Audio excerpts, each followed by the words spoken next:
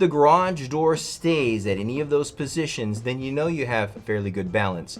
Yet if there's any variance, closing at least a foot or more, or opening at least a foot or more, especially if it opens straight from the ground, then you know that your balance is off.